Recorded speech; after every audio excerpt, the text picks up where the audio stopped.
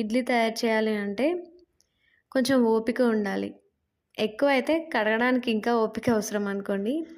So, ఇడ్లీలో చట్నీ కోసం పల్లీలు, నువ్వులు దోరగా వేయించుకొని, అంటే అవి సగం, ఇవి సగం తీసుకొని, పల్లీలు పొట్టు తీసేసి చల్లారిన తర్వాత రెండింటిని నువ్వుల్ని, పల్లీల్ని కలిపి మిక్సీ పడితే పౌడర్ లాగా తయారవుతుంది. తర్వాత తవాపై ఆయిల్ వేసి వెల్లుల్లి, పచ్చిమిర్చి, చింతపండు, కరివేపాకు, జీలకర్ర వేసి వేయించి చల్లారాక మిక్సర్ జార్లోకి కొంచెం సాల్ట్ యాడ్ చేసుకొని కొన్ని నీళ్లు పోసి మిక్సీ పట్టాలి. నేను కరివేపాకు ఎక్కువ వేసాను ఎందుకంటే నాకు ఇష్టం.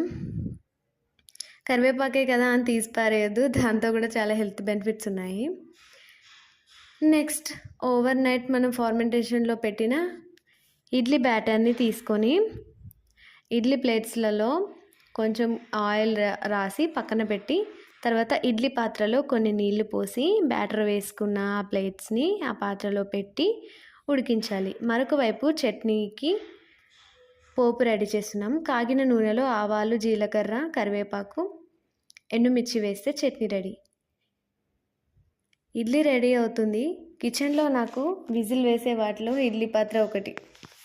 ఇది స్టీల్ ఇడ్లీ పాత్ర. అందరూ స్టీల్లోనే వండాలంటున్నారు కదా అల్యూమినియం కన్నా, సో అందుకోసమే అది తీసుకున్నాము. 10 మినిట్స్లోనే ఇడ్లీ రెడీ అవుతుంది.